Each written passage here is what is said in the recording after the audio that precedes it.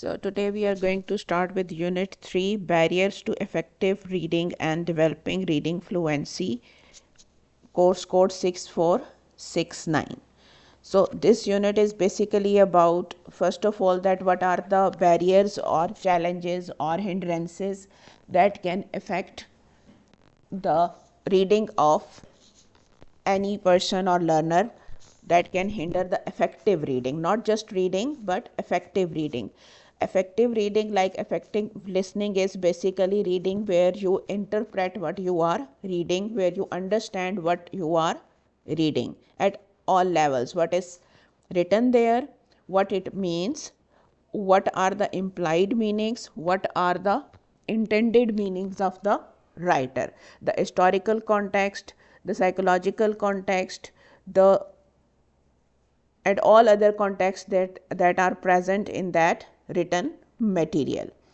All of that is known as effective reading. So all those barriers or hindrances that can cause or affect that process of effective reading are the challenges to effective reading. And obviously when we overcome these barriers, that is the process of developing reading fluency, that you become fluent in reading or your learner becomes fluent in reading. So what are the challenges, how we can overcome them, and how we can develop reading fluency among our learners? That is the crux of this unit. First of all reading barriers. तो reading barriers होते क्या हैं? जब written medium के through हम communicate करते हैं तो वो हर दफ़ा सक्सेसफुल नहीं होती. बहुत सारे उसके रीज़न्स होते हैं, बहुत सारी उस चीज़ें ऐसी होती हैं जो कम्युनिकेट किया जाना होता है या जो कम्युनिकेट करने वाले का राइटिंग का पर्पज़ होता है वो प्रॉपरली कन्वे नहीं हो पाता. उन हर्डल्स को ऑब्वियसली हम बैरियर कहते हैं. ये तो हो गई रीडिंग बैरियर्स की डेफिनेशन, कि रिटन मीडियम के थ्रू जो कुछ भी कन्वे करने किया जा रहा होता है, ये जो कम्युनिकेट किया जा रहा होता है वो प्रॉपरली कन्वे नहीं हो पाता. बहुत सारी उसमें हर्डल्स आ जाती हैं. उन हर्डल्स को हम क्या कहते हैं? बैरियर्स ऑफ कम्युनिकेशन या रीडिंग बैरियर्स. जो ज़्यादा कॉमन रीडिंग बैरियर्स हैं वो कौन से हैं? First of all, lack of grammatical and linguistic competence. That is the most basic and most common of the barriers. कि जो रीडर है, एक तो उसकी जो ग्रामेटिकल कॉम्पिटेंस है वो कम है, दूसरा जो है उसकी लिंग्विस्टिक कॉम्पिटेंस भी कम है. यानी ग्रामेटिकल स्ट्रक्चर्स की उसकी अंडरस्टैंडिंग कम है तो ऑब्वियसली वो इंटरप्रेट नहीं कर पा रहा. दूसरा ये कि उसकी लिंग्विस्टिक कॉम्पिटेंस कम है, उसे इतनी उसकी वोकेबलरी की अंडरस्टैंडिंग कम है. वर्ड्स के जो फंक्शंस हैं कि किस पोजीशन पे कौन सा वर्ड क्या फंक्शन परफॉर्म करता है और उसके कौन कौन सी इंटरप्रिटेशंस हो सकती हैं उन फंक्शंस की, वो अंडरस्टैंडिंग उसकी कम है. तो ऑटोमेटिकली फिर वो रिटन मटेरियल को प्रॉपरली इंटरप्रेट नहीं कर पाएगा, specially in the target language. So ये तो फर्स्ट बैरियर हो गया. सो बहुत सारे जो आपके रीडर्स और स्टूडेंट्स होते हैं वो क्यों इफ़ेक्टिवली नहीं पढ़ पा रहे होते, या उनकी रीडिंग इफ़ेक्टिव क्यों नहीं होती? Because they can not decrypt the data at grammatical level and the lexical units और the words of language in the text. They don't have the ability to differentiate and recognize words, sentences, expressions that are used in that text. अब उससे क्या होता है कि उनका जो reading process है वो हैम्पर होता है, उसमें रुकावट आती है, क्योंकि उन्हें बार बार रुकना पड़ता है, या तो किसी और से पूछना पड़ता है, या डिक्शनरी खोलनी पड़ती है, या जब वो अंडरस्टैंड नहीं कर पाते तो वो फ्रस्ट्रेशन का शिकार हो जाते हैं. ईदर वे उनका जो रीडिंग का प्रोसेस है वो हैम्पर हो रहा होता है. अब उससे क्या होता है कि या तो वो पढ़ना ही छोड़ देते हैं, या जब वो पिछला पोर्शन अंडरस्टैंड नहीं कर पा रहे होते तो अल्टीमेटली उनकी नेक्स्ट पोर्शन की अंडरस्टैंडिंग भी इफेक्ट हो जाती है.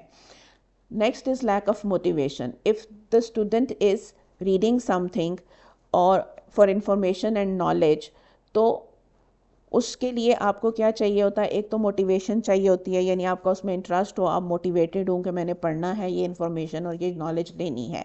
एंड दूसरा ऑब्वियसली डिसिप्लिन चाहिए कि आप किसी जगह टिक के बैठें, फोकस करें और पढ़ें.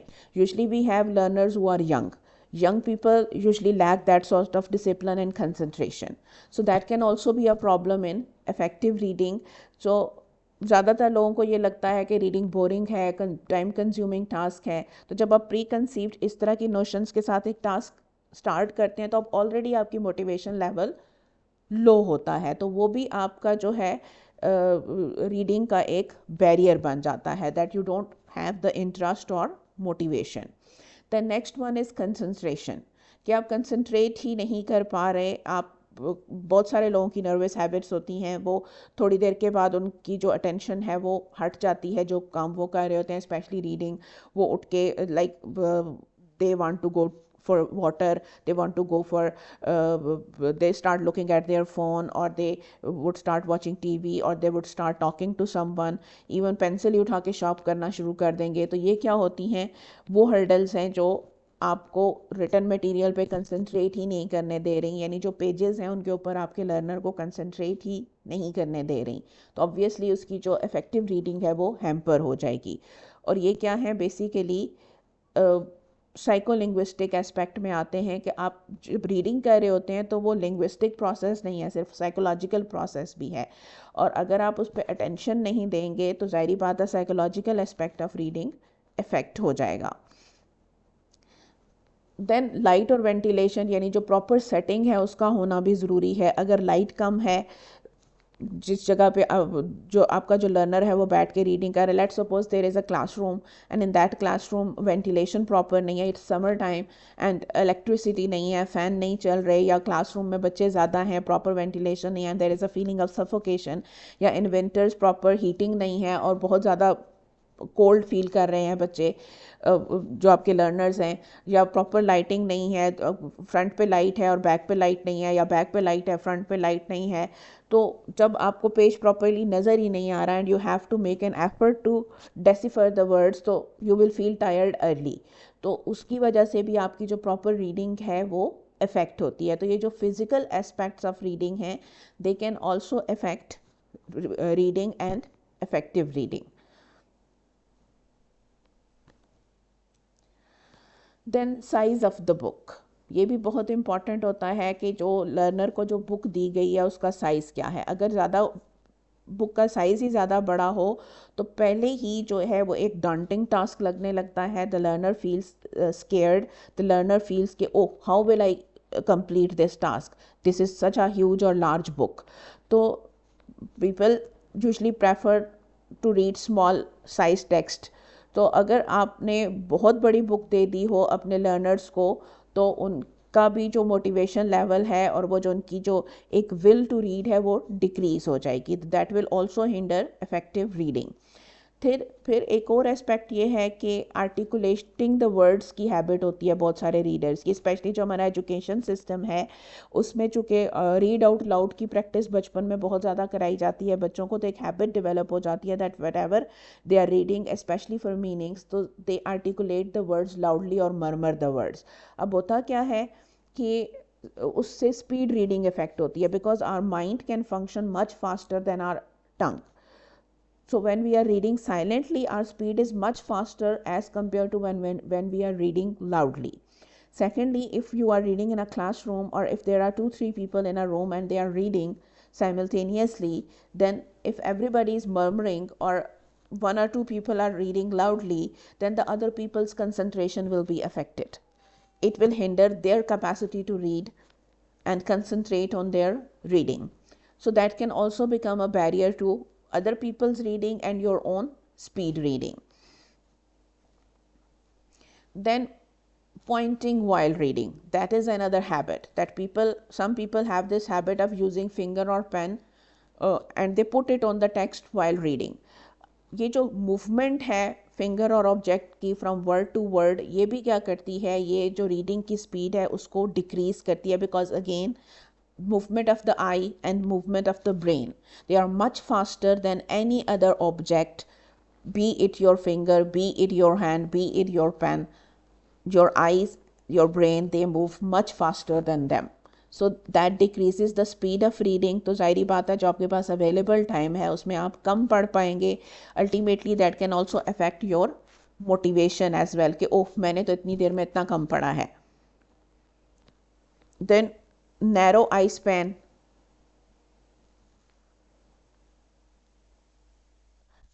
कुछ रीडर्स की एक हैबिट होती है कि वो एक टाइम में इंडिपेंडेंट आई शिफ्ट्स करते हैं, यानी एक या 2 या 3 वर्ड्स को एक टाइम पे देखेंगे, फिर नेक्स्ट वर्ड को, यानी वो एक वर्ड को एक टाइम पे देखते हैं, फिर दूसरे वर्ड को, फिर तीसरे वर्ड को, फिर तीसरे वर्ड को, फिर उसके नेक्स्ट वर्ड को। That is known as narrow eye span. यानी वो एक टाइम पे पूरा सेंटेंस या पूरा जो पेज है या 3-4 सेंटेंसेस नहीं देख सकते, they don't have that habit. उससे क्या इफ़ेक्ट होता है कि आपकी स्पीड ऑफ रीडिंग भी स्लो होती है और आपकी कंप्रीहेंशन भी स्लो होती है। Why? Because we don't understand meanings through words, we understand the meaning of utterances. So if your eye is moving from word to word, तो जब तक आप पूरी utterance complete नहीं करेंगे आपकी मीनिंग मेकिंग प्रोसेस स्टार्ट नहीं होगा। और जब आप मीनिंग मेकिंग प्रोसेस स्टार्ट करेंगे तब पहले आपने सारे वर्ड्स अलग अलग पढ़े, फिर आपने उनको माइंड में कंबाइन किया, then you are making the meaning, then you are moving on to the next sentence. That slows down the comprehension process, not only the reading process but comprehension process, that again becomes a barrier. Then lack of time. Let's suppose there is a student has a lot of things to do. They have to obviously they are going to school, then they have to complete their homeworks, they might have household chores if they are working people, and then they are taking a language class, then they will have their jobs, their work and other activities, and then as young learners they have recreation, they have to give time to recreation as well, to talk to their friends and to watch TV or to play games. So they feel that they don't have enough time in a day to give it to reading. And we have already said that effective reading can only be done if there is a specified time every day that is given to reading. So they will feel that they don't have enough time, so they will start skipping reading. आज नहीं पढ़ते कल पढ़ लेंगे, आज नहीं पढ़ते कल पढ़ लेंगे, but obviously reading regularly is very very important. So that can also create a barrier, because daily practice नहीं है तो ऑटोमेटिकली रीडिंग की जो फ्लुएंसी है वो इफ़ेक्ट हो रही है. देन रिलक्टेंट रीडर्स होते हैं, यानी वो स्टूडेंट जो पढ़ना ही नहीं चाहता, उसको इंटरेस्ट ही नहीं है. उसका मीनिंग ये नहीं है कि वो पुअर रीडर्स हैं, it's just that they don't want to read. उनकी जो आउटपुट है वो एवरेज या अबव एवरेज हो सकती है, लेकिन वो पुअर आ रही है. Why? Because they don't have interest, they don't want to read. Interest से भी ज़्यादा बड़ा प्रॉब्लम क्या है कि विलिंगनेस ही नहीं है. मैंने नहीं पढ़ना, मुझे नहीं पसंद, ये क्या फजूल काम पे लगा दिया है, इससे तो अच्छा था मैं होमवर्क कंप्लीट कर लूँ, इससे तो अच्छा है मैं अगली क्लास का टेस्ट याद कर लूँ, इसने कौन सा पेपर में आना है कि मैं इसको पढ़ूँ, घर में भी मैं क्यों पढ़ूँ, मैं इससे अच्छा नहीं है कि मैं गेम खेल लूँ.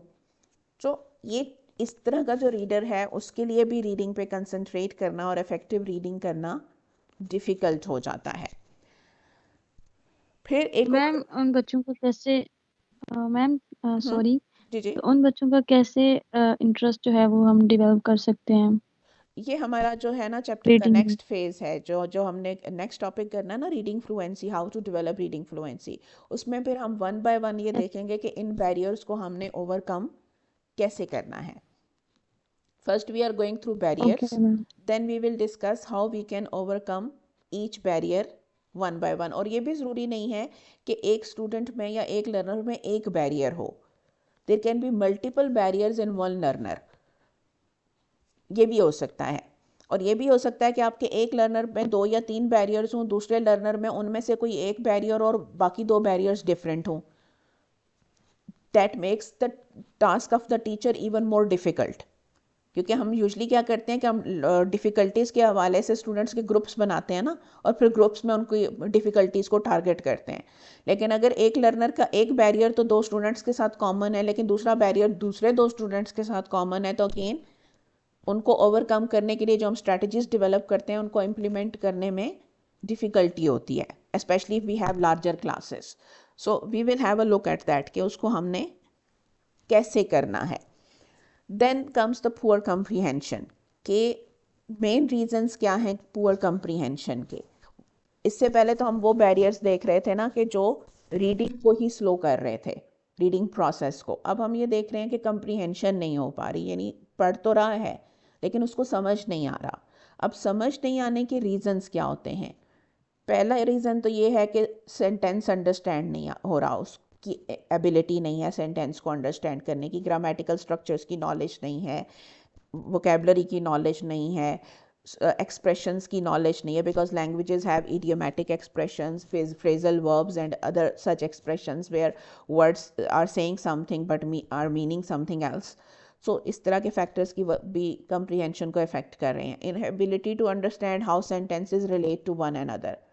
एक और प्रॉब्लम बहुत सारे लोगों का होता है कि वो वर्ड्स या सेंटेंसेस को इंडिविजुअली तो अंडरस्टैंड कर लेते हैं, लेकिन ओवरऑल जो पूरा पैराग्राफ है या एक सेंटेंस को दूसरे सेंटेंस के साथ कनेक्ट नहीं कर पाते.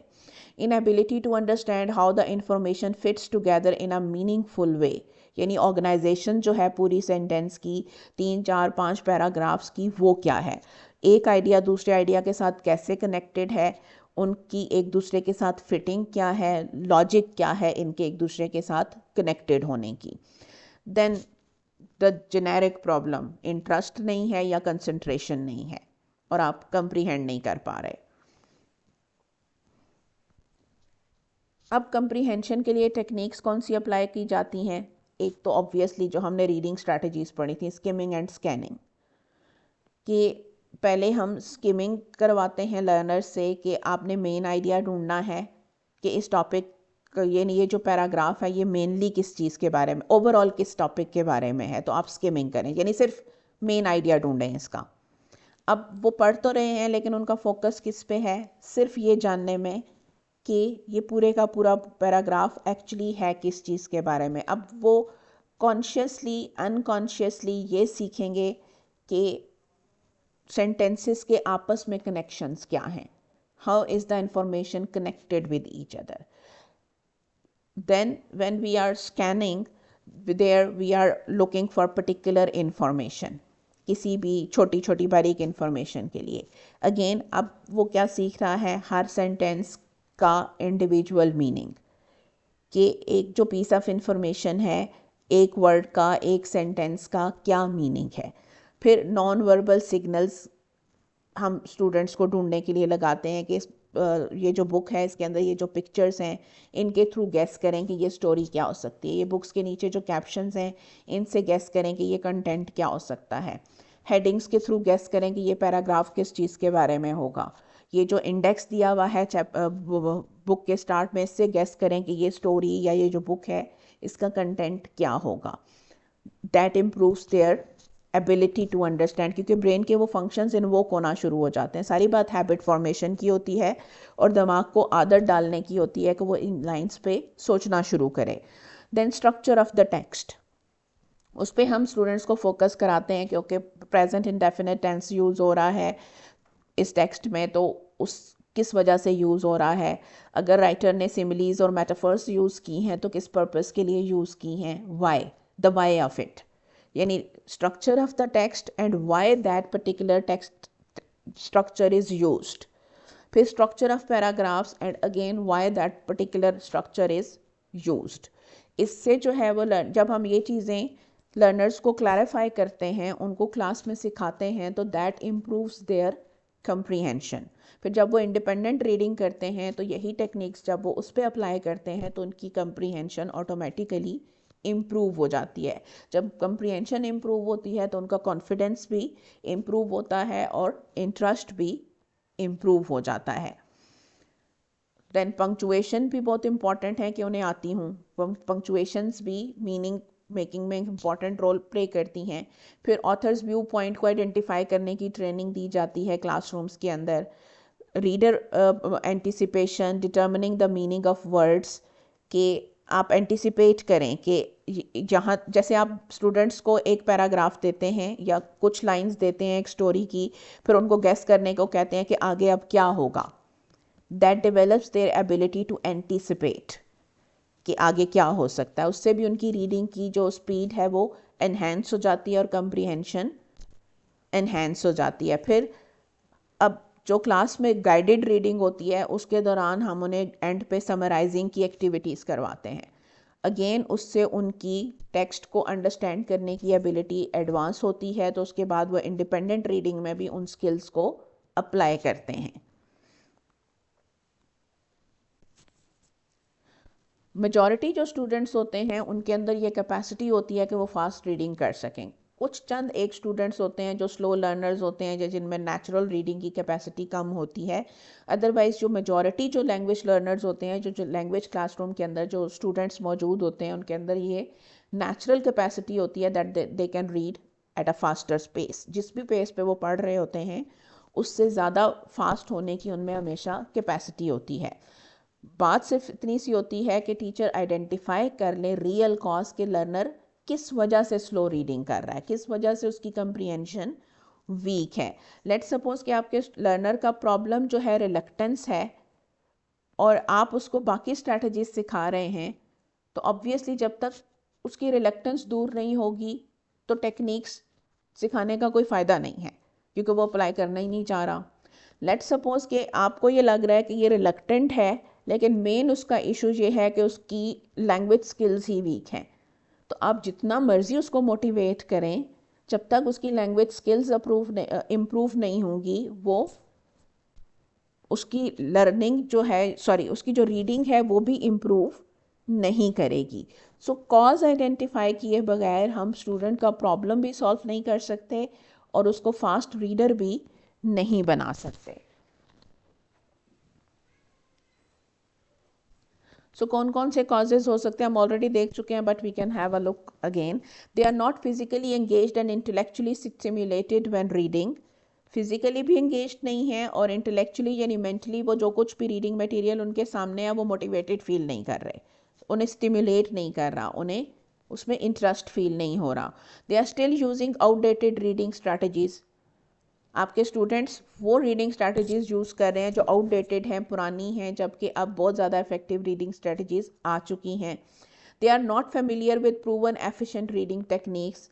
अब बहुत सारी ऐसी एफिशिएंट रीडिंग टेक्निक्स आ चुकी हैं जो प्रूव्ड हैं कि ये बहुत इफ़ेक्टिव हैं, काम करती हैं, लेकिन आपके लर्नर्स उन रीडिंग टेक्निक्स से अवेयर ही नहीं है, क्योंकि इससे पहले किसी ने उन्हें सिखाई ही नहीं।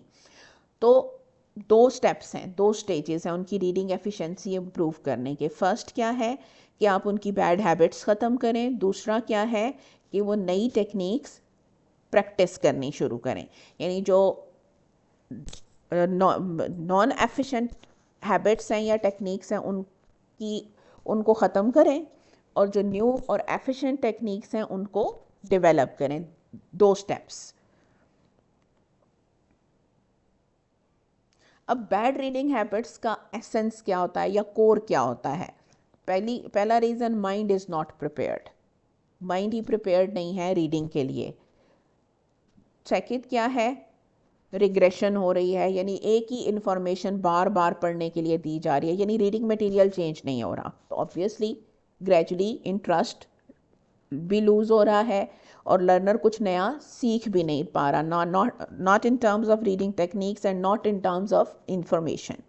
सब वोकलाइजेशन हो रही है, यानी वो जो लर्नर है वो साइलेंट रीडिंग में भी अगर ज़ुबान से वर्ड्स को वोकलाइज नहीं कर रहा तो माइंड में वर्ड्स को वोकलाइज कर रहा है। अगेन उसकी स्पीड स्लो हो रही है। Lack of concentration, reading word by word, again वही प्रॉब्लम कि वर्ड बाय वर्ड पढ़ रहा है, अटरेंस बाय अटरेंस नहीं पढ़ रहा। Skimming due to time pressure, time pressure है, उसको टाइम दिया गया है कि ये क्वेश्चन, ये पैराग्राफ है, इसके एंड पे ये क्वेश्चन हैं, ये 10 मिनट्स में सॉल्व करना है। टाइम कम है, वो जल्दी जल्दी उसको ख़त्म करना चाह रहा है। टीचर ने उसको टास्क दिया है कि कल तक ये घर से ये बुक पढ़ के आनी है। अब चूँकि टाइम कम है तो जल्दी जल्दी में वो उसकी स्किमिंग कर रहा है, और अब तो इतने मॉडर्न टूल्स हैं उनके पास, वो सिर्फ समरी पढ़ के आ जाते हैं, सिर्फ मेन पॉइंट्स पढ़ के आ जाते हैं इंटरनेट से निकाल के। सो ये जो स्किमिंग है ये किस वजह से हो रही है? बिकॉज टाइम प्रेशर है। Mind is not actively engaged, पढ़ तो रहे हैं लेकिन ध्यान कहीं हो रहा है। टीचर ने टास्क दे दिया रीडिंग के लिए, क्लास में बिठा दिया, अब मजबूरी है, पढ़ना तो है, तो रीड तो कर रहे हैं लेकिन इंटरेस्ट नहीं है, फोर्स्ड रीडिंग हो रही है, तो बस पढ़ी जा रहे हैं लेकिन दिमाग में कुछ और चल रहा है। अब रीडिंग के ऊपर जो इम्पोर्टेंट रिसर्च फाइंडिंग्स हैं वो क्या हैं? Mind moves bye bounds. पहली जो हम ऑलरेडी डिस्कस कर चुके हैं कि हमारा जो माइंड है वो हमारे बाकी सारे ऑर्गन्स की निस्बत कहीं गुना ज़्यादा तेज़ी से काम करता है, बाय बाउंड्स। थोड़ा डिफरेंस नहीं है। इट्स जस्ट लाइक कि जैसे एक बस में और एक रॉकेट की स्पीड में डिफरेंस है। आपके बाकी ऑर्गन्स, इवन योर आइज़, उनकी स्पीड में भी और आपके ब्रेन की, आपके माइंड की जो स्पीड है उसमें वही डिफरेंस है जो एक बस की और एक रॉकेट की स्पीड में है। हमारा जो माइंड है वो पेरिफेरल विजन को यूज़ करता है एंटीसिपेशन के लिए कि आगे क्या आ रहा है। हम कॉन्शियसली नोट कर रहे हूँ या ना कर रहे हूँ, mind is working on that. तो जब हम सिर्फ एक वर्ड को देख रहे होते हैं, यानी वो वर्ड टू वर्ड हम आई मूवमेंट कर रहे होते हैं, नैरो आई मूवमेंट कर रहे होते हैं, तो हम ब्रेन को रिस्ट्रिक्ट कर रहे होते हैं कि वो एंटीसिपेशन ना करे। Give me 1 minute.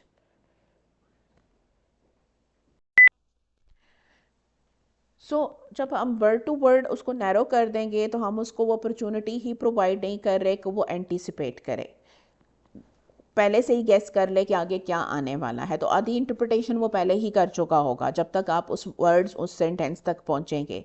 लेकिन अगर आप नैरो आई मूवमेंट करेंगे तो ऑब्वियसली आप उसको वो एंटीसिपेशन की अपॉर्चुनिटी नहीं दे रहे।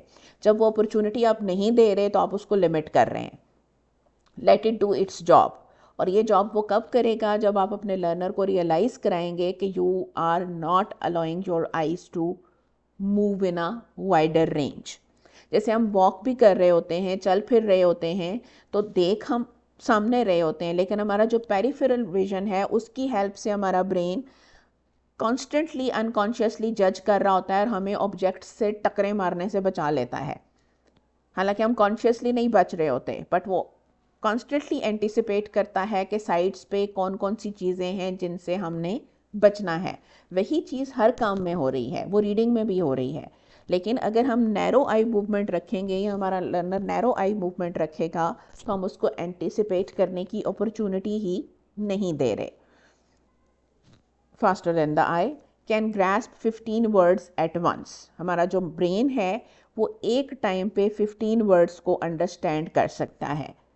So let it do that.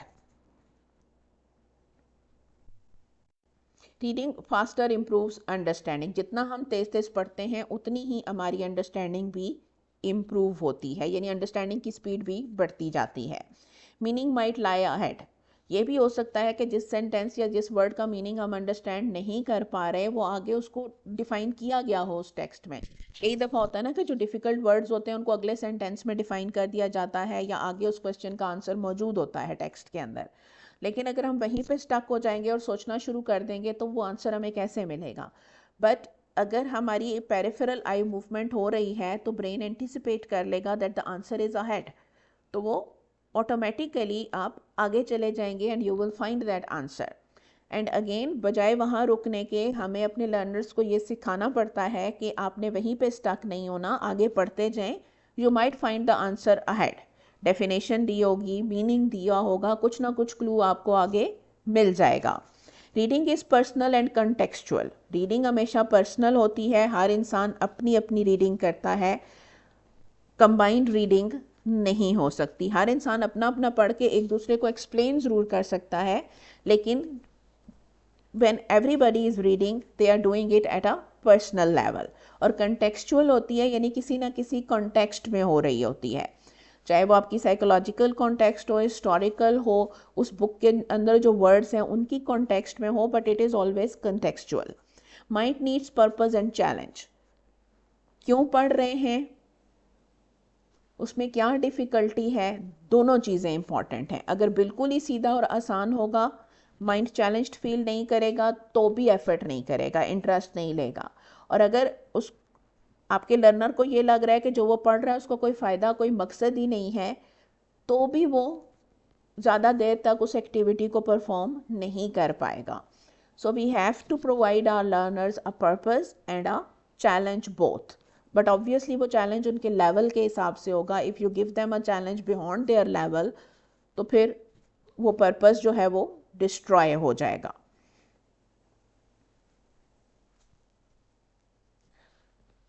Now we are starting with the strategies. सबसे पहले तो ये है कि हम ये कह रहे हैं कि हमने ये अंडरस्टैंड किया कि रिसर्च हमें माइंड के बारे में क्या बता रही है, तो अब हमने अपने लर्नर का माइंड प्रिपेयर करना है for reading and for effective reading. और जब हम रीडिंग एक्टिविटी स्टार्ट करवा रहे हैं तो हमने ऐसे स्टार्ट करवानी है कि उसने एंड को माइंड में रखना है, यानी पर्पस को माइंड में रखना है कि when the learner is reading और when the reader is reading तो उसने अल्टीमेटली क्या अचीव करना है, what is the purpose of that reading, what are the goals of that reading activity और एक्सरसाइज। सो माइंड को प्रिपेयर करना है और उसको एक टारगेट देना है। फर्स्ट ऑफ ऑल हम क्या करते हैं, रिलैक्सेशन एंड डायफ्रामेटिक ब्रीदिंग। आप अपने लर्नर्स को ये सिखा सकते हैं कि when they are doing independent reading तो सबसे पहले अपने आप को रिलैक्स करें। ब्रीदिंग एक्सरसाइजेस के थ्रू भी कर सकते हैं, इन जनरल भी कर सकते हैं, because when you are tense, when you are tired, किसी भी वजह से आप एक्साइटेड हैं, आप फ्रस्ट्रेटेड हैं, आप टेंस हैं, you won't be able to concentrate on reading. It makes it practically impossible to concentrate on reading if you are at an heightened state of emotion. Then decide your ultimate goal कि क्यों पढ़ रहे हैं, क्या achieve करना है through this reading, वो goal decide करें। Whether you want to improve your vocabulary, whether you want to improve your language structures, whether you want to improve your understanding of the target language, you want to become proficient target language reader, you want to get some particular information from that book, whatever the goal or goals are, decide before starting the reading. Reading करते हुए नहीं choose करने, पहले से decide करने हैं। Determine if global overview और detail is needed. पहले से डिसाइड करें कि जो आपके गोल्स हैं उनको अचीव करने के लिए ओवरऑल टेक्स्ट का ओवरव्यू काफ़ी होगा या डिटेल में जाके उस टेक्स्ट को पढ़ना ज़रूरी है, because that again depends on goals कि स्किमिंग एंड स्कैनिंग करनी है, सिर्फ स्किमिंग करनी है या सिर्फ स्कैनिंग करनी है या डिटेल्ड रीडिंग करनी है, क्या चाहिए उस गोल्स को अचीव करने के लिए। और ज़ाहिर बात है वो आप तभी डिसाइड कर सकते हैं when your goals are decided. Choose reading pace accordingly, जो आपके गोल्स हैं उसके हिसाब से जो रिक्वायर्ड है कि क्या रीडिंग किस तरह की रीडिंग करनी है, उसी हिसाब से आप अपनी पेस चूज़ करते हैं। लेट्स सपोज कि अगर स्किमिंग या स्कैनिंग चाहिए रिक्वायर्ड है, आपकी पेस फास्ट होगी। If detailed reading and detailed understanding is required, your pace will automatically be relatively slower as compared to skimming and scanning.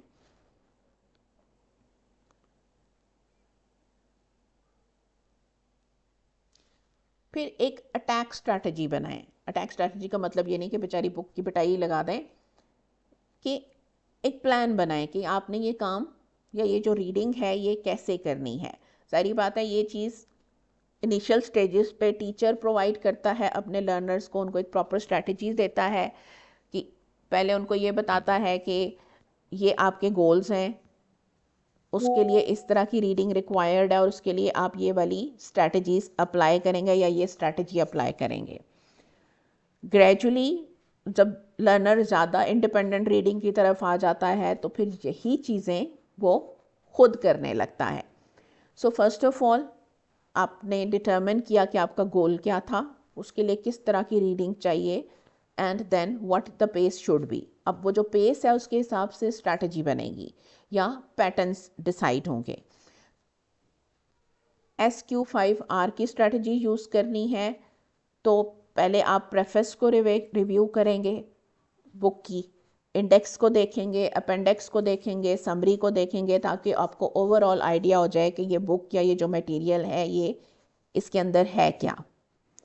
उससे आप डिसाइड करने में आपको हेल्प मिलेगी कि ये बुक जो आपके रिक्वायर्ड गोल्स हैं उनके अकॉर्डिंगली इसके अंदर मटेरियल है भी या नहीं। ये आप किसके लिए यूज़ करते हैं, टेक्स्ट सिलेक्शन के लिए, कि आप ये जो टेक्स्ट हैं ये जो आपके पास अवेलेबल 4 5 6 टेक्स्ट हैं ये आपके काम की हैं या नहीं हैं। Once the text is selected, फिर आप रिकग्नाइज करते हैं टेक्स्ट के ऑर्गेनाइजेशनल पैटर्न्स। ज़ाहिर बात है पहले आप सीखेंगे या अपने लर्नर्स को सिखाएंगे कि टेक्स्ट ऑर्गेनाइजेशनल पैटर्न्स कौन कौन से होते हैं और उन पैटर्न्स और वो पैटर्न्स किस किस तरह की इंफॉर्मेशन के लिए यूटिलाइज होते हैं और उन पैटर्न्स के लिए कौन कौन से सिग्नल वर्ड्स यूज़ होते हैं। ये स्ट्रेटजीज जब आप अपने लर्नर्स को सिखा देंगे तो उसके बाद आपका लर्नर जब रिव्यू और इंडेक्स और अपेंडिक्स और समरी के बाद जो है वो अपनी टेक्स्ट सेलेक्ट कर लेगा, तो नेक्स्ट पे वो क्या करेगा, वो टेक्सचुअल पैटर्न्स को, टेक्सचुअल ऑर्गेनाइजेशन पैटर्न्स को रिकॉग्नाइज करेगा, आइडेंटिफाई करेगा। और इसके बाद ऑब्वियसली नेक्स्ट स्टेज क्या आ जाएगी, रीडिंग फ्लुएंसी को डेवलप करना। ये तो इनिशियल स्टेजेस होगी ना, और you can call them pre reading stages. Pre reading stage आपकी कंप्लीट हो गई, now comes the reading and reading fluently.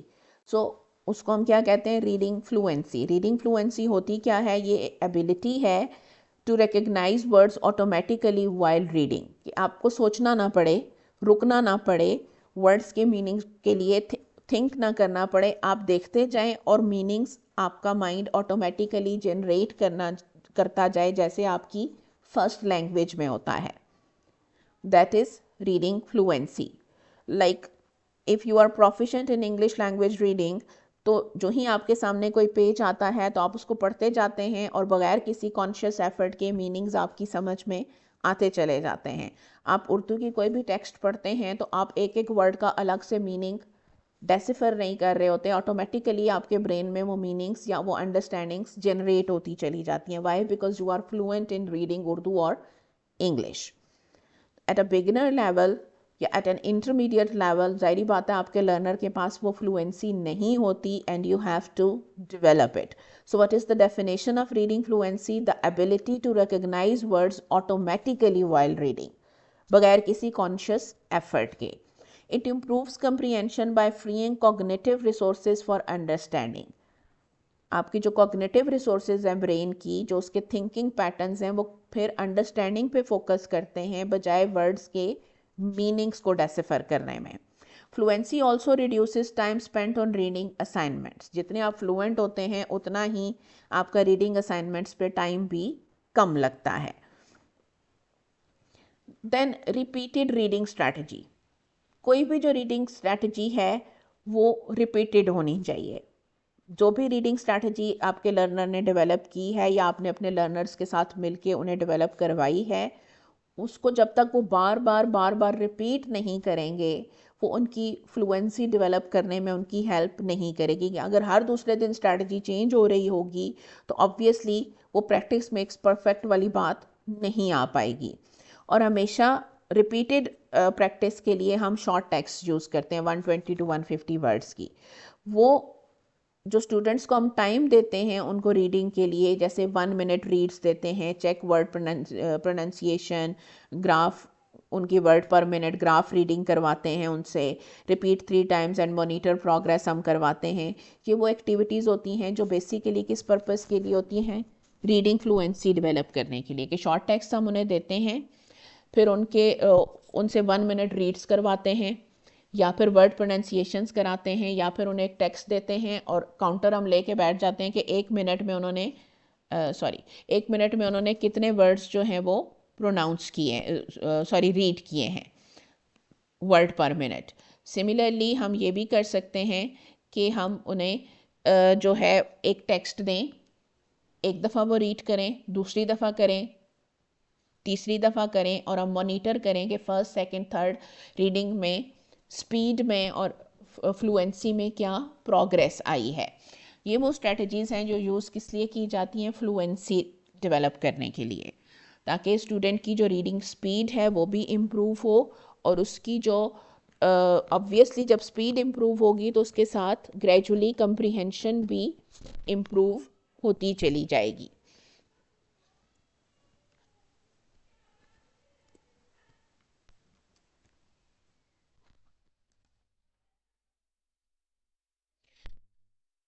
अब रिपीटेड रीडिंग में हम स्टूडेंट की, ये फर्स्ट स्ट्रैटेजी है फ्लुएंसी डेवलप करने की, कि हम रिपीटेड रीडिंग्स कराते हैं।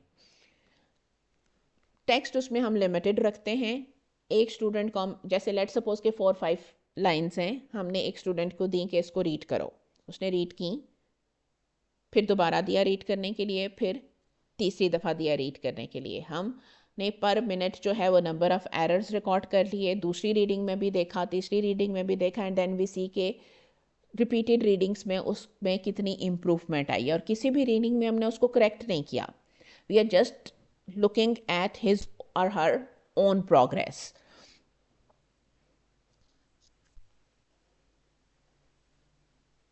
अब ये जो स्ट्रैटेजी है उसमें ये है कि ओवरऑल जो रीडिंग का जो एम है वो इतना अच्छी तरह से फुलफ़िल नहीं होता, बिकॉज ऑब्वियसली वर्ड पर मिनट का जो प्रेशर है उसमें ये होता है कि स्टूडेंट वर्ड्स को रीड तो कर रहा है लेकिन वो उनको अंडरस्टैंड करने की बिल्कुल कोशिश नहीं करेगा. तो रीडिंग फ्लुएंसी बेसिकली किस पे बेस्ड है? वर्ड्स को तेज़ी से रीड करने पे नहीं, वर्ड्स को तेज़ी से अंडरस्टैंड करने पे. तो उसके लिए फिर हम क्या कर सकते हैं? अब ये जो रिसर्च बेस्ड स्ट्रेटजीज़ हैं जिनसे हम स्टूडेंट्स को के अंदर रीडिंग फ्लुएंसी डेवलप करते हैं, उनके एक एडवांटेज ये है कि स्टूडेंट्स को सक्सेस की फीलिंग आती है क्योंकि रिसर्च बेस्ड हैं, अप्लाई की गई, चेक की गई, रीटेस्ट की गई, and then they were brought to classrooms. So the advantage is कि चूँकि टेस्टेड हैं इसलिए गारंटी है कि स्टूडेंट को फीलिंग ऑफ सक्सेस आएगी, and when the student feels that they are succeeding they feel motivated. वो अपनी प्रोग्रेस को देख सकते हैं, अपने स्कोर्स को ऊपर जाते हुए देख सकते हैं. फर्स्ट अटैम्प्ट का स्कोर और थर्ड अटैम्प्ट के स्कोर में एक क्लियर उन्हें डिफरेंस नज़र आता है, इसलिए उन्हें ये फीलिंग आती है that they are accomplishing something, जिससे क्या होता है कि उनकी एकेडमिक अचीवमेंट पे ओवरऑल भी एक पॉजिटिव इफेक्ट पड़ता है, not only in reading but in all areas of academic learning. अब एक क्वेश्चन जो इससे रिलेटेड है, यानी जो रीडिंग फ्लुएंसी डेवलप करने से रिलेटेड है, वो ये है कि जो टीचर्स हैं should they use the same piece of graded reading every session. जैसे लेट्स सपोज कि आपके पास एक ग्रेडेड रीडिंग का पीस है, आप के पास फर्स्ट सेशन की जो क्लास आई आपने उसको भी वही रीडिंग मटेरियल कराया, नेक्स्ट सेशन में जो क्लास आई उसको भी वही कराया, उससे नेक्स्ट जो आई उसको भी वही कराया, और should they change it? Change करें या उसी को रखें? That is a question that is usually asked. So some students desperately need to experience success. दो तरह के आपके पास स्टूडेंट्स होते हैं ना. कुछ स्टूडेंट्स जो हैं उनके अंदर नेचुरली लर्निंग कैपेसिटी ज़्यादा होती है, या उनकी पहले से may be they already have achieved a greater level of learning. लेकिन कुछ स्टूडेंट्स ऐसे होते हैं कि जिनको एक्चुअली मोटिवेशन की ज़्यादा ज़रूरत होती है, जैसे जो आपका रिलक्टेंट लर्नर है, या वो लर्नर जिसके अंदर एक साइकोलॉजिकल बैरियर है कि I can not learn this language और I can not be good at reading. उसको एक मोटिवेशन की, एक फीलिंग ऑफ सक्सेस की ज़रूरत है. अब जब वो स्कूल में आते हैं तो they are feeling learning difficulties. उनको ये होता है कि एक क्लास में भी वो सक्सेसफुल नहीं है because they are a weak student, दूसरी में भी उन्हें कोई सक्सेस की फीलिंग नहीं आ रही, तीसरी में भी, तीसरे सब्जेक्ट में भी नहीं आ रही, चौथे में भी नहीं आ रही, because they have learning difficulties. अब वो लैंग्वेज की क्लास में आते हैं जहाँ पे आप उन्हें एक रीडिंग मटेरियल देते हैं. अब जब वो रीडिंग मटेरियल उन्हें मिलता है वो उसको पढ़ते हैं, एक दफ़ा रीड करते हैं, सही से नहीं पढ़ पाए, second reading improvement, third reading improvement, fourth reading improvement. They will feel some sense of achievement, they will feel motivated, okay, I can achieve something, I can do something. Just imagine their happiness, just imagine their feeling of achievement. So अगर आप first reading में एक उन्हें material दे रहे हैं, second reading में आप वो मटेरियल चेंज कर देते हैं, थर्ड रीडिंग में चेंज कर देते हैं, तो वो जो लर्निंग डिफ़िकल्टी वाला आपका रीडर है उसका स्कोर इम्प्रूव नहीं होगा किसी भी सेशन में, ना फर्स्ट सेशन में, ना सेकंड सेशन में, ना थर्ड सेशन में. तो उसको तो वो जो फर्स्ट 5-6 क्लासेस में जो फीलिंग ऑफ फेलियर आई थी वो रीडिंग क्लास में भी सेम फीलिंग ऑफ फेलियर आएगी. तो जब वो सेम फीलिंग ऑफ फेलियर आएगी तो ऑब्वियसली वो क्या फील करेगा कि उसने कुछ भी लर्न नहीं किया. So again, as a language teacher, we have to tailor our lessons according to the needs of our learners. So maybe अगर कुछ हमारे क्विक लर्नर्स हैं तो उनके लिए हम रीडिंग मटेरियल्स को जो पीस ऑफ ग्रेडेड रीडिंग है उसको हम चेंज कर सकते हैं हर सेशन में, और जो लर्निंग डिफ़िकल्टी वाले लर्नर्स हैं उनके लिए हम same piece of reading first second third session में यूज़ कर सकते हैं। और जब वो थोड़े ज़्यादा प्रोफिशेंट हो जाएं then we can give them a relatively tougher time, और फिर उसमें हम उन्हें चेंज्ड ग्रेडेड मटेरियल दे सकते हैं, and then they will feel कि now they are achieving something. तो उनकी जो सेंस ऑफ अचीवमेंट है वो मज़ीद इम्प्रूव होगी, और फिर वो बाकी क्लासेस में भी शायद ज़्यादा मोटिवेटेड फील करें। अब जब हम रिपीटेड रीडिंग कराते हैं अपने लर्नर्स को to improve their reading fluency, तो उसके स्टेप्स क्या होते हैं? सबसे पहले तो हमने piece of text find out करना होता है उन स्टूडेंट्स के इंडिपेंडेंट लेवल का। आपके पास लेट्स सपोज एक क्लास में 20 स्टूडेंट्स हैं, हर स्टूडेंट का अपना लेवल है रीडिंग का, तो हर स्टूडेंट के इंडिपेंडेंट लेवल के हिसाब से आपने एक पीस ऑफ टेक्स्ट सिलेक्ट करना है। आइडेंटिफाई करनी पहले उनका reading level, then you will select a piece of reading. Then students जो हैं आप उनको टारगेट देते हैं दैट दे हैव 1 मिनट, इसमें ये जितना तेज़ उसको पढ़ सकते हैं वो उसको पढ़ें। They have to read as fast as possible. Then determine approximate word per limit on graded writing. फिर आप डिटर्मिन करेंगे कि अप्रॉक्सीमेटली उन्होंने 1 मिनट में कितने वर्ड्स रीड किए। अब ज़ाहिर बात है या तो आप उसको ऐसे वर्बली काउंट कर सकते हैं, otherwise you can record it and then count it, both can be used.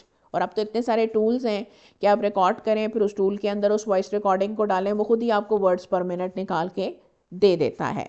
Set a goal slightly above approximate words पर मिनट। अब पहली दफ़ा आपने क्लास में स्टूडेंट्स से रीडिंग कराई, हर स्टूडेंट की एक रेंज आ गई आपके पास कि ये स्टूडेंट ने 1 मिनट में इतने वर्ड्स पढ़े, स्टूडेंट बी ने इतने पढ़े, student C read this many, student D read this many.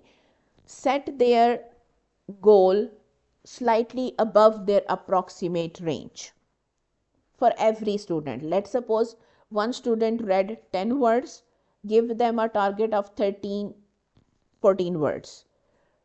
A student read 20 words, give them a target of 22-23 words maybe. So always set the goal slightly above, not too much above. Then repeat until student meets the goal. यानी वो activity उस वक्त तक, यानी वो piece of reading उस वक्त तक उससे रीड करवाएं जब तक कि वो अपने गोल को मैच ना कर ले। जब वो गोल मीट हो जाए तब आप उससे स्टॉप करवाएं। Obviously ultimately that student will feel a sense of achievement कि ओके मैंने अपना टारगेट मीट कर लिया। अब ये जो अटेम्प्ट्स हैं उनको एक टेबल या बार ग्राफ के ऊपर रिकॉर्ड करें कि पहली अटेम्प्ट में इतना, दूसरी में इतना, तीसरी में इतना, उससे स्टूडेंट्स की एक ग्रेडिंग आ जाएगी। Next strategy is timed reading. अब इसमें हम क्या करते हैं, हम स्टूडेंट्स को एक 100 वर्ड पैसेज देते हैं, अगेन हर स्टूडेंट के लेवल के हिसाब से स्टूडेंट्स को हम पैसेज देते हैं रीड करने के लिए 3 times, first reading, second reading, third reading, और हर रीडिंग का हम टाइम रिकॉर्ड करते हैं।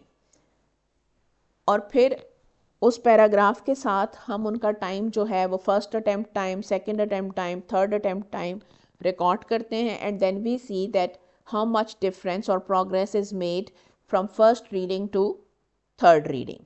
So first strategy is repeated reading, second strategy is timed reading, then third is replay analysis.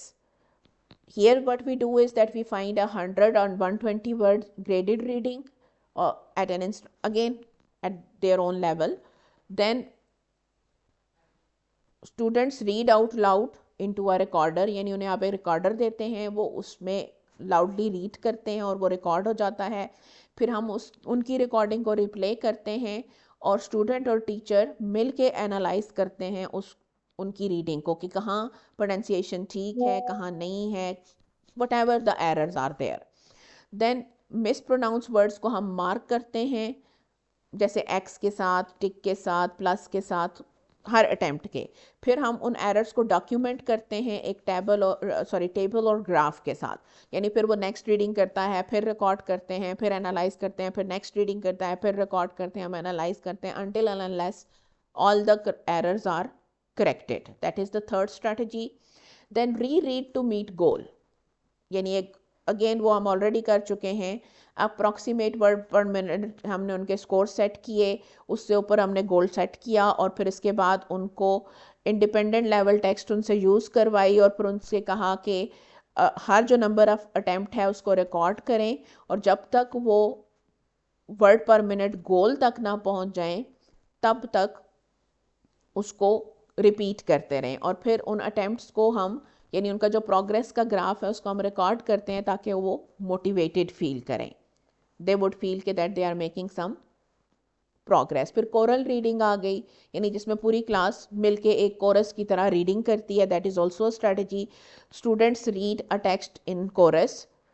इसमें प्राइमरी ग्रेड्स में हम बिग बुक्स यूज़ करते हैं, big in the sense of large books, size में जो large होती हैं। Older students use regular books or photocopies. Use creative options like poetry, song, lyrics, performances, ताकि students को की learning भी हो and they enjoy that activity. So उसमें क्या होता है कि अगर कोई slow learning वाला स्टूडेंट भी है तो वो बाकियों के साथ रीड करते हुए उनकी प्रोनाउंसिएशंस को पिक करके अपनी प्रोनाउंसिएशंस को करेक्ट कर लेगा और उसकी रीडिंग स्पीड भी इम्प्रूव होती जाएगी। अब प्रोसेस क्या है इसका, हम एक शॉर्ट एंजॉयबल पोएम या कोई भी टेक्स्ट सेलेक्ट करते हैं, उसको फिर हम सोलोस, डुएट्स और स्मॉल ग्रुप्स में ब्रेक करते हैं कि पहले हम हर स्टूडेंट से अलग अलग इंडिविजुअली उसको पढ़वा लेते हैं, नेक्स्ट क्लास या नेक्स्ट सेशन में हम दो दो स्टूडेंट से पढ़वा लें, फिर हम स्मॉल ग्रुप्स बना लें 3-4 स्टूडेंट्स के और वो मिल के उस पोएम को पढ़ रहे हों। ज़रूरी नहीं कि हम एक ही क्लास में ये सारी एक्टिविटीज़ करा रहे हूँ, we can divide these activities into multiple classes and multiple sessions. फिर वेरिड वॉइसेस में भी हम ये प्रैक्टिस करवा सकते हैं कि ये पोएम है, पहले इसको ऊंची आवाज़ में पढ़ें, then you have to read it in a low voice all the class, then read it fast, read it slow. फिर परफॉर्मेंसेज और रिकॉर्डिंग्स की अरेंजमेंट भी करवाई जा सकती है कि जैसे वीक या मंथ में एक दफ़ा आप ग्रुप्स को एक्टिविटी असाइन करें कि ये पोएम है, इसको उन्होंने परफॉर्म करना है स्टेज पे या इसको उन्होंने रीड करना है और उनकी रीडिंग्स जो हैं वो रिकॉर्ड की जाएंगी या वो घर से रिकॉर्ड करके ले आएँ, which ever is more feasible, so that can also improve their reading capacity. अब उसकी स्ट्रैटेजीज़ क्या होती हैं, स्पीड अप और स्लो डाउन, ये हम स्ट्रैटेजीज़ यूज़ करते हैं। जैसे 4 लाइंस उन्होंने स्पीड के साथ पढ़ी, 4 लाइंस स्लो करके पढ़ ली, then again they speed up, उससे उनकी जो रीडिंग स्पीड है वो डेवलप करने में हमें हेल्प मिलती है। नॉइजेज़ इंक्लूड कर सकते हैं हम, जैसे claps, stomps, funny sounds. Repeat lines कर सकते हैं, जैसे बीच में एक लाइन हम सेलेक्ट कर लेते हैं, जैसे after every 2 line students will repeat this line. Assign character voices हम उन्हें जैसे अगर कोई प्ले है या कोई स्टोरी है तो उसमें हम लर्नर्स को डिफरेंट वॉइसेस या करेक्टर्स असाइन कर सकते हैं कि ये लाइंस ये पढ़ेगा, ये लाइंस ये पढ़ेगा। अल्टरनेट फीलिंग्स उन्हें असाइन कर सकते हैं कि सैड वॉइस में ये पोएम पढ़ें, हैप्पी वॉइस में ये पोएम पढ़ें, now you have to read this poem in angry voice, now you have to read this poem in funny voice. और इस तरह करके आप उनकी उससे ये होता है कि वो उस एक्टिविटी को एंजॉय भी करते हैं एंड ऑब्वियसली उनकी रीडिंग की प्रैक्टिस भी होती है जिससे रीडिंग फ्लुएंसी भी डेवलप हो रही होती है। वॉल्यूम वेरी करवा सकते हैं, अल्टरनेट लाइंस करवा सकते हैं, स्मूथ फ्लोइंग लाइंस हों, फिर बम्पी लाइंस हों, अटैकिंग लाइंस हों, फिर स्टैकेटो लाइंस हों। फिर इंडिविजुअल और ग्रुप स्टूडेंट्स को आप असाइन कर सकते हैं स्पेसिफिक लाइंस और वॉइसेस। ये सारी एक्टिविटीज़ हम अपने क्लासरूम्स में करवा सकते हैं as teachers. For example like एक सिंपल नर्सरी राइम जो है वो अरेंज की जाए कोरल रीडिंग परफॉर्मेंस के लिए। स्टूडेंट्स जो हैं उनको सिंपल नर्सरी राइम्स दी जाएं स्टार्ट में, फिर वो जो वर्ड्स हैं उनको एक चार्ट के ऊपर प्रिंट किया जाए, फिर स्टूडेंट्स को ये कहा जाए कि इन वर्ड्स की बेस पे अपने अपने स्क्रिप्ट्स बना के लाएं, यानी वर्ड्स दिए जाएं एक चार्ट के ऊपर और फिर स्टूडेंट्स से ये कहा जाए कि वो अपनी पोइम्स क्रिएट करके लाएं नर्सरी राइम की तरह। यानी एक नर्सरी राइम दी, फिर कुछ वर्ड्स दिए और स्टूडेंट से कहा कि इसी नर्सरी राइम की तर्ज की अपनी नर्सरी राइम्स क्रिएट करके लाएं। फिर उन वॉइसेस उनको मॉडल करके बताएं कि ये जो वॉइसेस जो हैं हर लाइन की वो कैसे वॉइस करनी है। यानी पहले टीचर खुद उन्हें वॉइस करके बताए कि ये जो लाइन, जैसे सैड वॉइस में ये लाइंस कैसे बोलनी है, फ़नी वॉइस में कैसे बोलनी है, ये जैसे अगर स्पैरो की लाइंस हैं तो वो कैसे बोलनी है, अगर लेट्स सपोज के फादर की लाइंस हैं तो वो कैसे बोलनी है, बेबी की लाइंस हैं तो वो कैसे बोलनी है। और देन स्टूडेंट्स को वो पार्ट्स असाइन करके उनसे कहा जाए कि वो ये लाइंस उसी तरह से उसी पैटर्न पर रिपीट करें। So these activities can also be brought into the classroom. ये एक जो पोएम की एग्जाम्पल है वो आपकी बुक में उन्होंने दी हुई है कि इस तरह से आप ये एक्टिविटी क्लास में करवा सकते हैं। Then guidelines for choral reading क्या है? इनिशियल कोरल रीडिंग्स जो हैं वो सिंपल और शॉर्ट होनी चाहिए। जब काफ़ी दफ़ा सिंपल और शॉर्ट परफॉर्मेंसेस हो चुकी हूँ तो फिर स्टूडेंट्स को भी हम इस प्रोसेस की अरेंजमेंट में आप इंक्लूड कर सकते हैं, यानी उनके सजेशंस ले सकते हैं, उनको एक तरह से ऑर्गेनाइजेशन में इंक्लूड कर सकते हैं कि वो ख़ुद से ऑर्गेनाइज करें परफॉर्मेंसेस को। फिर उनके आइडियाज़ भी ले सकते हैं कि किस तरह से जो पोएम्स जो हैं उनको ब्रेक कर सकते हैं हम डिफरेंट सेक्शंस में, उनको इंटरेस्टिंग वॉइसेस और लाइंस कैसे उसमें ऐड कर सकते हैं। जब स्टूडेंट्स ज़्यादा कंफर्टेबल हो जाएं इस फॉर्म के साथ तो फिर उसके साथ हम मूवमेंट्स और जेस्चर्स और इवन इवेंचुअली डांसेस भी उसके साथ ऐड कर सकते हैं, मीनिंग के ग्रेजुअली हम मज़ीद एक्टिविटीज़ उसके साथ ऐड कर सकते हैं। एंड इवेंचुअली जब ज़्यादा टाइम हो जाए तो स्टूडेंट्स को खुद उनकी अपनी पोएम्स क्रिएट करने के लिए भी कहा जा सकता है, जिससे उनकी राइटिंग की प्रैक्टिस भी हो जाती है।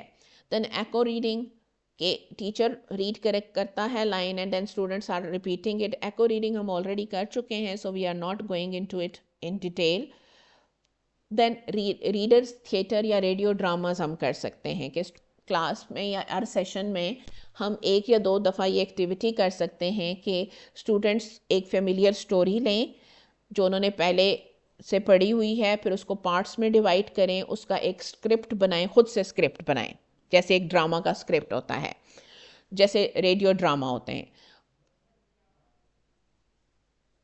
अब स्टूडेंट्स जो हैं वो एनविजन करें कि वो ऑडियंस होंगे तो वो किस तरह से वो ड्रामा सुनना चाहेंगे। फिर उन स्टोरीज़ को जो है स्टूडेंट्स जो हैं वो स्क्रिप्ट बनाएंगे खुद ही और अपने ग्रुप में डिफरेंट लोगों को रोल्स असाइन करेंगे।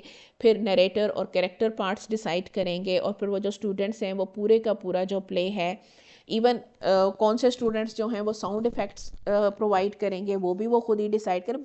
एक पूरी डायरेक्शन और प्रोडक्शन होगी।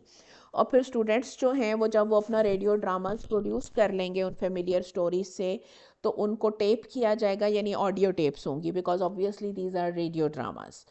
और उन ऑडियो टेप्स को फिर हम पिक्चर बुक्स के साथ यूज़ करेंगे, यानी उनकी अपनी कोर्स में जो पिक्चर बुक्स हैं, जो स्टोरीज़ हैं स्पेशली फॉर यंग लर्नर्स, उन्हीं के ऊपर उनसे हम वो ड्रामास बनवाएंगे, वो रिकॉर्ड हो जाएंगे और लेटर ऑन जब वो रीडिंग्स हो रही होंगी क्लासरूम्स के अंदर या एक्टिविटीज़ हो रही होंगी उनके ऊपर, तो उनको हम एज वॉइस रिकॉर्डिंग्स फॉर दो स्टोरीज हम उन क्लासरूम्स के अंदर later on for listening activities हम उनको यूज़ कर सकते हैं। कि एग्जाम्पल्स क्या हैं ये उन्होंने आपकी बुक में दी हुई है कि नैरेटर जो है वो ऐसे स्टोरी सुनाएगा कि once upon a time there 3 chicks lived with their mother, one morning mother hen said to the 3 chicks, फिर मदर हैन की साउंड आई, फिर नैरेटर की साउंड आई, फिर चिक्स की साउंड आई, और इस तरह से हर जो स्टूडेंट है वो अपने अपने रोल को प्ले करता जाएगा। अब वो रीडिंग स्ट्रैटेजीज जो रिपीटेड रीडिंग में यूज़ होती हैं कौन सी हैं? रिपीटेड रीडिंग जो है वो एज अ होल क्लास भी की जा सकती है और स्मॉल ग्रुप्स में भी की जा सकती है। Students are grouped in pairs, first student reads, the second checks to make sure no words are skipped. यानी ज़रूरी नहीं है कि because if you specially if you have a large class तो हर स्टूडेंट की रीडिंग जो है वो टीचर इंडिविजुअली अगर सुनेगा तो क्लास के टाइम में मैनेज करना डिफ़िकल्ट होगा, तो पेयर्स में डिवाइड कर सकते हैं आप स्टूडेंट्स को कि एक स्टूडेंट रीडिंग करे और दूसरा उसको सुन के चेक करता जाए। Also in small and large groups it works best for students to read a selection twice instead of 3 times। 3 की जगह आप 2 times भी करवा सकते हैं, that also saves time. With large group repeated reading, you will want to have 3 or 4 different text selections for students to read. ज़रूरी नहीं कि आप एक ही सिलेक्शन लें और फिर सारे ग्रुप्स को वही एक टेक्स्ट दे दें. आप 3-4 डिफरेंट टेक्स्ट लेके उन स्टूडेंट्स को दे सकते हैं और फिर नेक्स्ट सेशन में आप वही टेक्स्ट ग्रुप्स में स्विच करवा सकते हैं. यानी आपने ग्रुप ए को जो टेक्स्ट दी थी फर्स्ट सेशन में, नेक्स्ट सेशन में आप ग्रुप बी को वो टेक्स्ट दे सकते हैं और ग्रुप बी वाली टेक्स्ट जो है वो ग्रुप ए को दे सकते हैं. उस तरह से आपको बार बार न्यू टेक्स्ट भी सिलेक्ट नहीं करनी पड़ेंगी. सो रीडर्स जो हैं वो कंफ्यूज भी नहीं होंगे और अगर वो नेबर की जो रीडिंग है वो हेयर कर रहे होंगे तो आउट लाउड रीड हो रही होगी तो वो उनकी अपनी रीडिंग में गड़बड़ नहीं होगी. मतलब अगर आप सेम ही टेक्स्ट सबको दे देंगे और सब साइमल्टेनियसली रीड कर रहे होंगे तो एक दूसरे की वॉइसेस जब मिक्स होंगी तो उनके लिए कंसंट्रेट करना डिफ़िकल्ट हो जाएगा. रिपीटेड रीडिंग के स्टेप्स जो हैं वो हम ऑलरेडी कर चुके हैं, so we are not going to repeat it. अब स्ट्रगलिंग रीडर्स को हमने हेल्प कैसे करना है. अब वो स्टूडेंट्स जो टेक्स्ट को फ्लुएंसी के साथ नहीं पढ़ सकते, पहली डिफ़िकल्टी उनके साथ क्या होती है कि वो उनके पास डिकोडिंग स्किल्स नहीं है, यानी उनकी ग्रामर और जो लेक्सिकॉन है लैंग्वेज का यानी लिंग्विस्टिक स्किल्स जो हैं वो वीक हैं, या उन्हें रीडिंग के लिए ज़्यादा प्रैक्टिस की ज़रूरत है क्योंकि उनकी स्पीड कम है. अब क्लास में स्पेशली जब आप रीडिंग करवा रहे हैं तो अगर एक लर्नर की रीडिंग स्पीड कम है तो बाकी लोग जितनी देर में एक पैराग्राफ ख़त्म करेंगे वो हार्डली 3 सेंटेंसेस ख़त्म कर पाएगा. तो जब आप उसके एंड पे जब कंप्रीहेंशन क्वेश्चंस करेंगे तो ज़ाहिर बात है वो लर्नर जवाब नहीं दे पा रहा होगा, तो फीलिंग क्या डेवलप होगी कि इसको रीडिंग मटेरियल की समझ नहीं आई, हालांकि वो उसको पूरा पढ़ ही नहीं पाया. तो उसकी वजह से उसकी एफिशिएंसी अफेक्ट हो रही है. तो एक तो वो जिसको डिकोड ही नहीं कर पा रहा और दूसरा वो जिसकी स्पीड कम है. 2 तरह की डिफ़िकल्टीज़ हैं.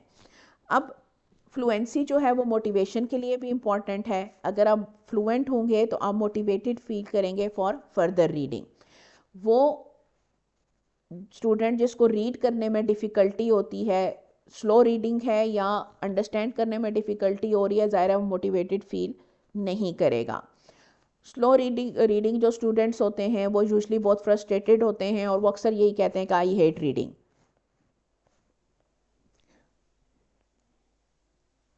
और अगर आप उनसे पूछें कि आपको प्रॉब्लम क्या आ रहा है तो यूजली वो इन वर्ड्स में अपनी डिफ़िकल्टीज़ को डिस्क्राइब करते हैं कि I just seems to get stuck when I try to read, कि जब मैं पढ़ने की कोशिश करूं तो मुझे समझ आना ही बंद हो जाता है. हालांकि ऐसा नहीं है, लेकिन उनको ये फीलिंग आती है कि जैसे उन्हें समझ आना बंद हो जाता है. और ये प्रॉब्लम भी अक्सर वो डिफ़ाइन करते हैं कि समटाइम्स उन्हें किसी चीज़ को पढ़ने में बहुत ज़्यादा देर लग जाती है.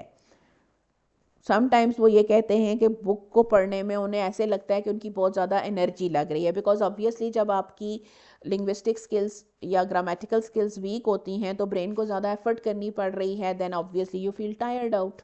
तो आपको लगता है कि आपकी एनर्जी ही सैप हो रही है. और समटाइम्स वो ये भी कहते हैं कि हमें तो ये भी समझ नहीं आ रहा होता कि ये लिखा हुआ क्या है. सो अब टीचर क्या कर सकता है ऐसे लर्नर के लिए. First of all, if the students have problem of word decoding या वर्ड रिकग्निशन, तो उसके लिए आप उनकी वोकैबुलरी बिल्डिंग भी करवाएंगे स्पीड रीडिंग के साथ. स्पीड रीडिंग की टेक्निक्स तो हमने देख ली कि उनकी स्पीड डेवलप करने के लिए हम क्या क्या करेंगे, वो स्ट्रैटेजीज तो हमने देख ली हैं, वो तो अप्लाई करनी ही करनी है. लेकिन उसके साथ अगर आपके लर्नर को अंडरस्टैंडिंग की प्रॉब्लम आ रही है तो जो वोकैबुलरी बिल्डिंग एक्सरसाइजेज हैं आप साथ साथ अपने उस लर्नर को, उस पर्टिकुलर लर्नर को वो vocabulary reading, word decoding, word recognition activities भी करवाएंगे जिससे उसकी वर्ड अंडरस्टैंडिंग भी डेवलप हो. उसको सिर्फ स्पीड रीडिंग करवाना काफ़ी नहीं है, बिकॉज उसका मेन मसला स्पीड रीडिंग नहीं है बल्कि वर्ड डिकोडिंग और वर्ड रिकग्निशन है.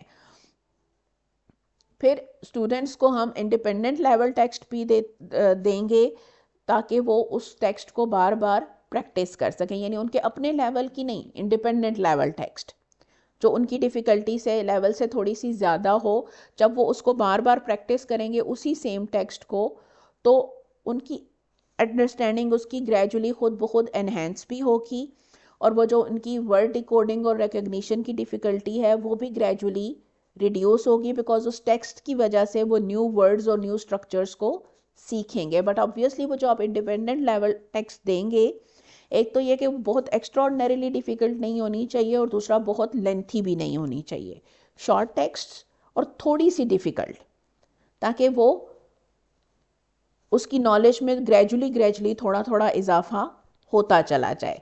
तो पहली स्ट्रेटजी क्या है कि आप वर्ड डिकोडिंग और वर्ड रिकग्निशन की एक्सरसाइजेस भी करवाएंगे along with speed reading. Secondly, आप उन्हें उनके लेवल की टेक्स्ट के साथ साथ इंडिपेंडेंट लेवल टेक्स्ट भी देंगे बार बार प्रैक्टिस करने के लिए, ताकि उनकी जो फ्लुएंसी है वो भी इम्प्रूव होती चली जाए। फिर इसके साथ साथ उन्हें हम गाइड कर सकते हैं, अब जिसको हम कहते हैं ना कोरल रीडिंग, तो टीचर के साथ कोरल रीडिंग करें। जैसे टीचर पढ़ रहा है वैसे ही स्टूडेंट भी रीड करे जब वो रीड अलाउड कर रहा है, या टेप रिकॉर्डिंग के साथ, यानी उनको एक टेप रिकॉर्डिंग भेजी जा सकती है जो टीचर की अपनी रिकॉर्डिंग में हो सकती है, या ऑनलाइन कोई एक्सेस करके और उसको ये एनकरेज किया जाए कि जब वो रीड कर रहा हो साथ में उस रिकॉर्डिंग को चलाए और उसके साथ साथ रीड करे, उस वॉइस के साथ अपनी वॉइस मिला के। उससे क्या होगा कि उसकी स्पीड इम्प्रूव होगी। उसकी अपनी स्पीड कम है, लेकिन जो टीचर की रिकॉर्डेड वॉइस होगी उसकी स्पीड ज़्यादा होगी। अगर वो कोई ऑनलाइन भी रिकॉर्डेड वॉइस है तो उसकी स्पीड भी ज़्यादा होगी। उससे क्या होगा कि उसकी पेस ग्रेजुअली प्रैक्टिस से खुद ब खुद बढ़ती चली जाएगी, स्पेशली अगर उसका प्रॉब्लम जो है वो नैरो आई मूवमेंट का है। तो चूँकि वो तेज़ी से पढ़ रहे हैं और वो कोशिश कर रहा है कि वो उनकी स्पीड को मैच करे, तो वो भी स्पीड से पढ़ेगा और उसकी स्पीड खुद ब खुद इम्प्रूव होना शुरू हो जाएगी। टीचर एक शॉर्ट पैसेज पढ़ सकता है और फिर स्टूडेंट्स को कह सकता है कि उसके पीछे वो पूरे का पूरा पैसेज रिपीट करें, यानी बजाय एक एक लाइन खुद पढ़ के स्टूडेंट्स से वो लाइन या सेंटेंस रिपीट कराने के, पूरा पैसेज रीड करके वो पूरा पैसेज उनसे रीड कराया जा सकता है। देन स्टूडेंट्स को जो है वो एक रीडिंग पैसेज प्रैक्टिस करने के लिए हम दे सकते हैं इमोशंस के साथ। जैसे हम ऑलरेडी पोएम की बात कर चुके हैं कि सैडनेस के साथ पढ़ें, तो उसी तरह से हम पैसेज के बारे में भी करवा सकते हैं कि read this passage with the emotion of sadness, with excitement, with expression और इंटोनेशन भी आपने मेंटेन करना है वाइल रीडिंग दिस पैसेज। फिर टाइम्ड रिपीटेड रीडिंग ज़रूर होनी चाहिए हर रीडिंग क्लास के अंदर, कि जिसमें आप टाइम दें स्टूडेंट्स को, like you have 1 minute to read this text, then दोबारा पढ़ें, देन अ थर्ड टाइम, और फिर next reading passage and then next reading passage and then next reading passage. तो ये रिपीटेड जो रीडिंग एक्टिविटीज़ हैं ये, और स्पेशली द टाइम्ड वंस, ये क्लासरूम के अंदर ज़रूर होनी चाहिए to improve the speed of the readers. क्योंकि जब तक स्पीड नहीं होगी फ्लुएंसी भी डेवलप नहीं होगी। और जब टीचर लेसन्स को प्लान कर रहा होता है तो उसको स्टूडेंट्स को मतलब इस तरह की चीज़ें उसने अपनी लेसन प्लान में ज़रूर इंक्लूड करनी है कि जहाँ पे वो स्टूडेंट्स को इस तरह के क्लूज प्रोवाइड कर सके कि जहाँ स्टूडेंट्स पंक्चुएशन को अंडरस्टैंड करें, यानी पंक्चुएशन अंडरस्टैंडिंग को अपने लेसन प्लान में ज़रूर इंक्लूड करें अपने रीडिंग प्लान में, बिकॉज पंक्चुएशंस जो हैं वो टेक्स्ट अंडरस्टैंडिंग में बहुत इम्पॉर्टेंट रोल प्ले करती हैं। सो आई होप कि वो जो आपका जो पॉइंट था कि जो स्लो लर्नर्स हैं या जो कंसंट्रेशन का जिनका इशू है या जो रिलेक्टेंट लर्नर्स हैं उनके इश्यूज हम कैसे सॉल्व करें, तो उसका आंसर आपको मिल गया होगा। If the confusion is still there तो हम उसको डिस्कस कर लेते हैं। नो मैम, क्लियर है। ओके, अगर है कन्फ्यूजन तो हम कर लेते हैं डिस्कस, कोई इशू नहीं है। और if you want to add something तो हम उसको भी डिस्कस कर लेते हैं। नो मैम, समझ आ गई है। All right, so then we can conclude the chapter. So अगर कोई बुक जो है वो स्टूडेंट की फेवरेट होगी तो ऑब्वियसली रीडिंग इजी हो जाएगी, क्योंकि रीडिंग का जो पर्पस होता है वो आइडियाज़ जो पेज के ऊपर जो लिखा हुआ है उसके अंदर जो आइडियाज़ हैं उनको कनेक्ट करना होता है। किसके साथ? स्टूडेंट की प्रीवियस नॉलेज के साथ, यानी जो हम ऑलरेडी जानते हैं उसको हम जो पेज पे लिखा होता है उसके साथ कनेक्ट करके अंडरस्टैंड करते हैं, और यही चीज़ हम अपने अपने अपने लर्नर को भी सिखानी होती है।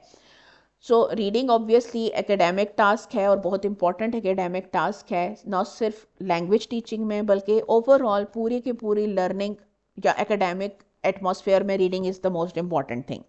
सो स्टूडेंट्स की कंसंट्रेशन अगर पुअर हो तो उसके लिए हम 5-10 मिनट्स की जो रीडिंग एक्टिविटीज़ हैं वो करवाते हैं, बिकॉज दे लैक कंसंट्रेशन। तो लंबी एक्टिविटीज़ हम उनसे करवाएंगे स्टार्ट में तो कोई फ़ायदा नहीं होगा, तो हम 5-10 मिनट एक्टिविटीज़ करवाते हैं, फिर 5-10 मिनट्स, फिर 5-10 मिनट्स, ग्रेजुअली हम 5-10 से 15 मिनट पे ले जाते हैं, फिर 20 मिनट पे ले जाते हैं। उससे क्या होता है कि उनकी प्रैक्टिस हो जाती है टू कंसंट्रेट, और फिर उनकी कंसंट्रेशन इम्प्रूव होना शुरू हो जाती है। प्रैक्टिस जितनी ज़्यादा होगी स्पीड भी उतनी ही इम्प्रूव होती चली जाएगी। स्टूडेंट्स को अगर रीडिंग का पर्पस पहले से डिटरमिन कर दिया जाए या वो खुद कर लें तो उससे उनकी रीडिंग की एफिशिएंसी ऑटोमेटिकली इम्प्रूव हो जाती है।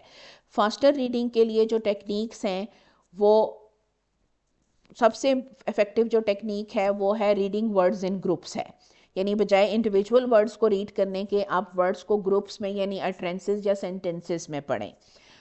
और स्टूडेंट्स को वोकेबलरी पे काम करना बहुत ज़रूरी है, बिकॉज ऑब्वियसली वोकेबलरी होगी तो आप स्पोकन या रिटन लैंग्वेज को अंडरस्टैंड कर पाएंगे। और स्टूडेंट्स का जो रीडिंग रेट होता है वो उनके रीडिंग मटेरियल पे भी डिपेंड करता है। अगर आप उनकी डिफ़िकल्टी लेवल से बहुत हाई लेवल का मटेरियल उन्हें दे देंगे तो ऑटोमेटिकली उनका रीडिंग लेवल अफेक्ट होगा, और अगर आप उनकी डिफ़िकल्टी लेवल से बहुत ईजी रीडिंग मटेरियल देंगे तो उनका रीडिंग लेवल जो रीडिंग रेट है वो बहुत फास्ट हो जाएगा, जो अगेन एक फॉल्स पॉजिटिव हो जाएगा।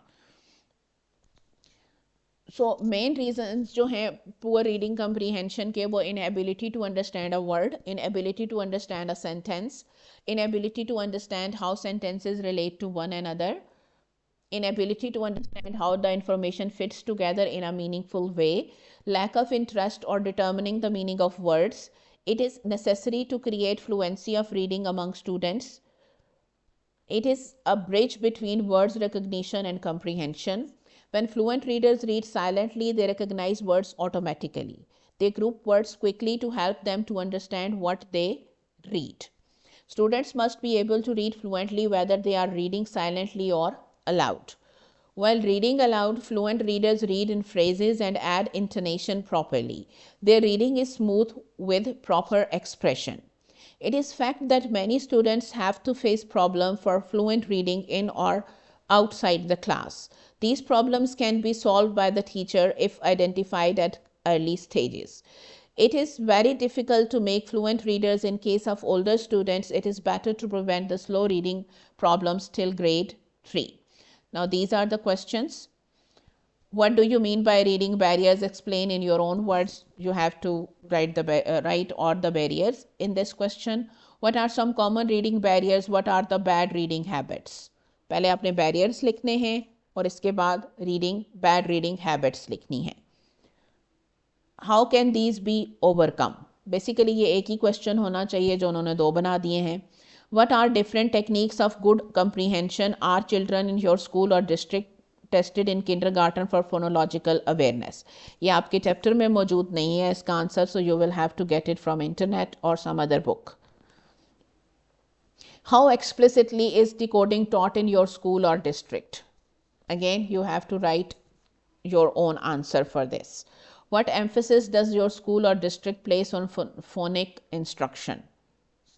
Same. How does your school or district select its reading resources? सारे का सारा आपके अपने स्कूल और डिस्ट्रिक्ट के हवाले से है। How does your school or district track reading levels of students? Are the results linked to methods of teaching reading? सब इसका सब जो है वो बेसिकली एक तरह का प्रोजेक्ट क्वेश्चन है या क्वेश्चंस हैं. Does your school or district access for children at risk in kindergarten? What is reading fluency? Explain in detail. Then how can you plan repeated reading for fluency? Describe in detail reading and timed reading. ये सब आपके इस chapter में मौजूद हैं. If there is any confusion about any question, you can ask. Otherwise, we can move on to the next chapter.